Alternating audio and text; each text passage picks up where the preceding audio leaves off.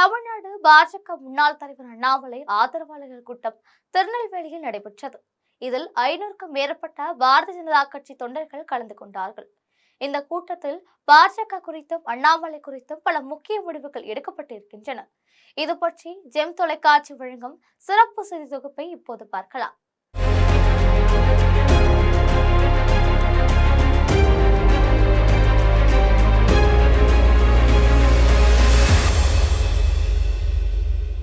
கர்நாடக காவல்துறையில் உயரதிகாரியாக இருந்த அண்ணாமலை தமிழ்நாடு பாஜக தலைவராக நியமிக்கப்பட்டார். இதன் பிறகு தமிழ்நாட்டில் பாரதிய ஜனதா கட்சி மிக வேகமாக வளர்ச்சியடைந்தது. திமுக, அதிமுக ஆகிய இரண்டு பெரிய கட்சிகளுக்கும் போட்டியாக பாரதிய ஜனதா கட்சி மக்கள் மத்தியில் பிரபலமானது.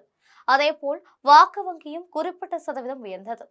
இந்த நிலையில் அண்ணாமலை தன்னிச்சையாக செயல்படுகிறார், தனக்கென கூட்டம் சேர்க்கிறார் என்ற குற்றச்சாட்டின் அடிப்படையில் அண்ணாமலை பதவியிலிருந்து விலக்கப்பட்டார். அரசியல் குறித்து மேற்படிப்பிற்காக அவர் லண்டன் அனுப்பப்பட்டார்.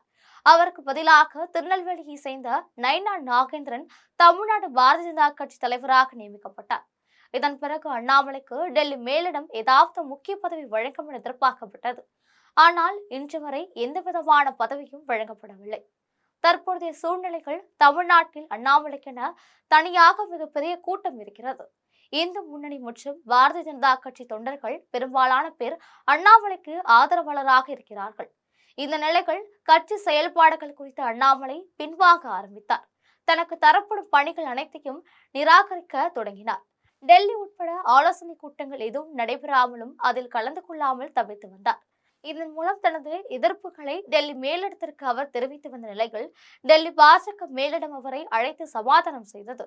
தற்பொழுது அண்ணாமலை நற்பணி இயக்கம் என்ற பெயரால் தமிழ்நாடு முழுவதும் ஆங்காங்கே புதிய அமைப்புகள் தொடங்கியுள்ளன. திருநெல்வேலியை சேர்ந்த வேல்கண்ணன் என்பவர் இதனை வழிநடத்தி செல்கிறார். தற்பொழுது தமிழ்நாடு முழுவதும் 50 அரசியல் மாவட்டங்களில் இன்று இயக்கம் அறிவிக்கப்பட்டுள்ளது. இதேபோல் புதுடெல்லியிலும் மிகப்பெரிய அளவில் அண்ணாமலை ஆதரவாளர்கள் ஒரு அமைப்பை நடத்தி வருகிறார்கள். கேரள மாநிலத்தை சேர்ந்த சஜல் என்பவர் இந்த அமைப்பை நடத்தி வருகிறார்.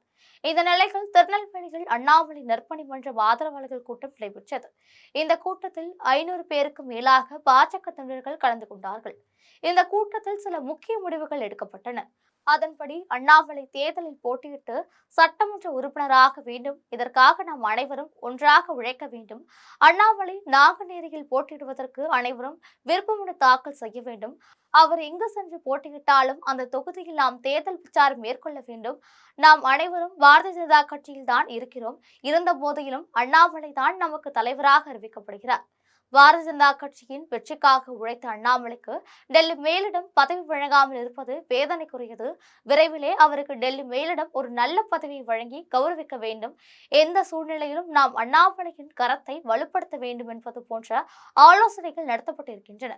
தமிழ்நாடு பாரதிய ஜனதா கட்சி தலைவர் நைனா நாகேந்திரன் சொந்த ஊரான திருநெல்வேலியில் இந்த கூட்டம் நடைபெற்றது முக்கியத்துவமாக பார்க்கப்படுகிறது. இது மட்டுமில்லாமல் தமிழகத்தில் பாரதிய ஜனதா கட்சி தற்போது இரண்டாக உடையும் சூழ்நிலை தள்ளப்பட்டு இருப்பதாக அரசியல் பார்வையாளர்கள் கருதுகிறார்கள்.